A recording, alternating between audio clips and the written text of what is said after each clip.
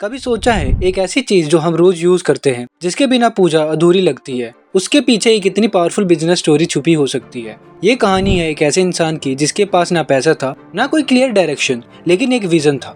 एक ऐसा विजन जो सिर्फ एक प्रोडक्ट बनाने के लिए नहीं बल्कि लोगों के डेली एक्सपीरियंस को चेंज करने का था। ये स्टोरी है स्ट्रगल से शुरू होकर इनोवेशन, रिस्क और स्मार्ट थिंकिंग के थ्रू एक ग्लोबल ब्रांड बनने की जर्नी की, जहाँ एक सिंपल सी अगरबत्ती ने पूरे मार्केट का रूल ही बदल दिया।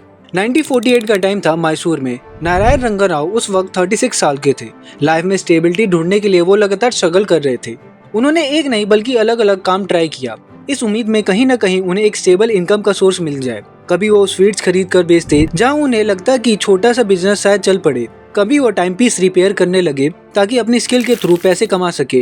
इतना ही नहीं, उन्होंने स्टूडेंट को ट्यूशन देना भी स्टार्ट किया और टाइपिंग जैसा स्किल भी सीखा, ये सोचकर कि शायद किसी ऑफिस में जॉब मिल जाए। लेकिन इतनी मेहनत और इतने सारे अटेम्प्ट्स के बाद भी उन्हें किसी भी फील्ड में कोई प्रॉपर रिस्पॉन्स नहीं मिला। ना बिजनेस स्टेबल हुआ, ना जॉब का कोई कॉल आया। धीरे धीरे सिचुएशन ऐसी हो गई थी कि उनके पास मेहनत तो बहुत थी पर डायरेक्शन और अपॉर्चुनिटी दोनों की कमी थी। इस स्ट्रगल के बीच नारायण रंगा राव को एक ऐसी अपॉर्चुनिटी नजर आई जो उनकी लाइफ को कम्प्लीटली चेंज कर सकती थी, अगरबत्ती का बिजनेस। इंडिया में अगरबत्ती सिर्फ एक प्रोडक्ट नहीं है बल्कि एक गहरा कल्चरल और स्पिरिचुअल का हिस्सा है। हर घर में सुबह की शुरुआत भगवान के सामने अगरबत्ती जलाकर होती है और शाम को भी पूजा के वक्त उसका यूज किया जाता है। अगरबत्ती का एक इम्पोर्टेंट रोल होता है। इसकी खुशबू सिर्फ एक फ्रेग्रेंस नहीं बल्कि एक शांति और पॉजिटिविटी का सिंबल मानी जाती है। राव जी ने ऑब्जर्व किया कि अगरबत्ती की डिमांड हमेशा स्टेबल रहता है क्योंकि ये किसी ट्रेंड या फैशन पर डिपेंड नहीं करता बल्कि लोगों की डेली लाइफ और उनके बिलीफ से जुड़ा हुआ है। इसी के साथ उन्होंने एक ऐसा इंपॉर्टेंट चीज नोटिस की। मैसूर में सैंडलवुड यानी चंदन काफी अवेंडेंट था और सैंडलवुड अगरबत्ती का सबसे मेन और प्रीमियम इंग्रेडिएंट माना जाता है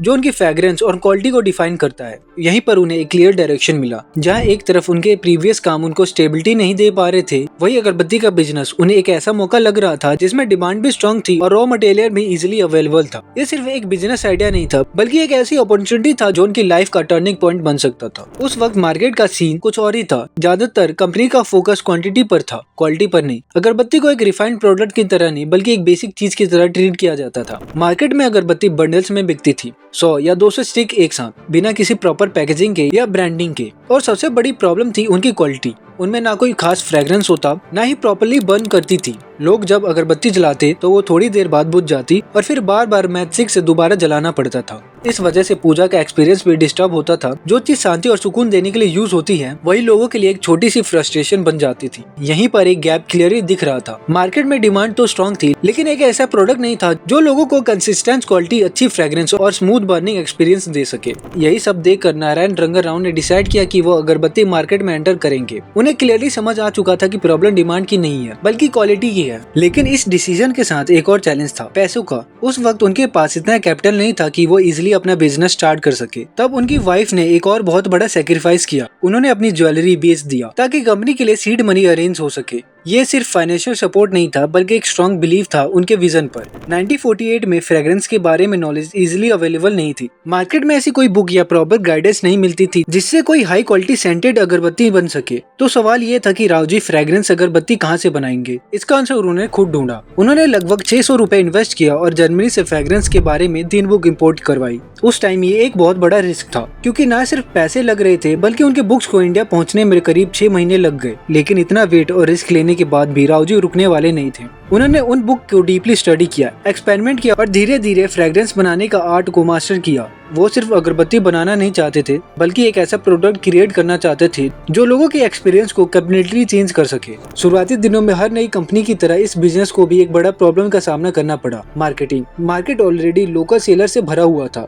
एक और नए ब्रांड के लिए अपनी जगह बनाना इजी नहीं था। लेकिन यहाँ राव जी ने सिर्फ मार्केट में एंट्री नहीं ली बल्कि एक ऐसा बोल्ड स्टेप लिया जो उस टाइम के हिसाब से रिस्की और सरप्राइजिंग था। जहाँ बाकी कंपनी 100 अगरबत्ती सिर्फ 1 रुपए में बेच रही थी, वहीं राव जी ने अपनी अगरबत्ती की प्राइस बिल्कुल अलग सेट कर दिया। उन्होंने 1 रुपए में सिर्फ 30 अगरबत्ती बेचना शुरू किया, यानी उनका प्रोडक्ट बाकी सबसे लगभग 3 गुना महंगा था। ये डिसीजन किसी भी नए बिजनेस के लिए रिस्की हो सकता था क्योंकि लोग जनरली सस्ती चीजों को प्रेफर करते हैं। लेकिन यहाँ पर डिफरेंस था उनकी क्वालिटी और कॉन्फिडेंस में। राव जी को पता था कि उनका प्रोडक्ट बाकी सबसे बेटर है, फ्रेग्रेंस में भी और बर्निंग क्वालिटी में भी। धीरे धीरे डीलर्स ने भी इस बात को समझा, वो इस हायर प्राइस को एक्सेप्ट करने के लिए रेडी हो गए। ये एक क्लियर सिग्नल था कि मार्केट सिर्फ सस्ती चीजों के लिए नहीं, बल्कि एक अच्छी क्वालिटी के लिए लोग पैसे देने के लिए तैयार होते हैं। मार्केट में अपनी जगह बनाने के लिए राव जी ने एक बहुत सिंपल लेकिन पावरफुल स्ट्रेटजी यूज की। वो पीक आवर में, जब मार्केट में सबसे ज्यादा भीड़ होती थी, खुद जाकर अपनी अगरबत्ती जला देते थे डायरेक्ट कस्टमर के सामने। ये कोई ट्रेडिशनल मार्केटिंग नहीं थी, बल्कि एक लाइव डेमोन्स्ट्रेशन था जहाँ प्रोडक्ट खुद अपनी वैल्यू को प्रूव कर रहा था। जैसे ही अगरबत्ती जलती थी, उसकी फ्रेग्रेंस तुरंत हवा में फैल जाती थी।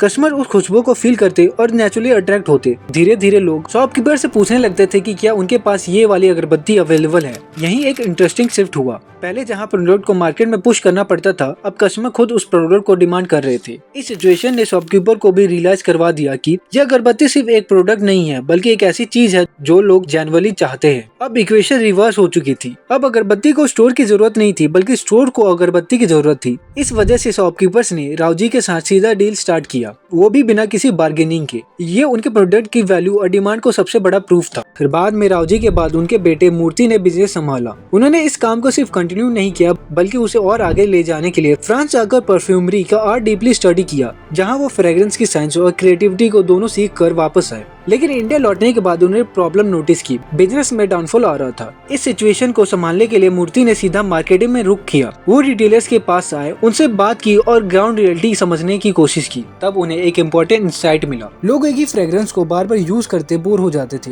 कुछ महीनों बाद उन्हें चेंज चाहिए होता था, और इसी वजह से वो दूसरे ब्रांड की तरफ शिफ्ट हो जाते थे। यहीं से उन्हें एक नया आइडिया मिला। मूर्ति ने 3-in-1 कॉन्सेप्ट इंट्रोड्यूस किया। साइकिल अगरबत्ती में एक ही पैक में 3 अलग अलग फ्रेग्रेंस देना। इससे कस्टमर को वैरायटी मिली और उन्हें बार बार ब्रांड चेंज करने की जरूरत नहीं पड़ी। यह आइडिया सिंपल था, लेकिन मार्केट के लिए बिल्कुल नया और इफेक्टिव था।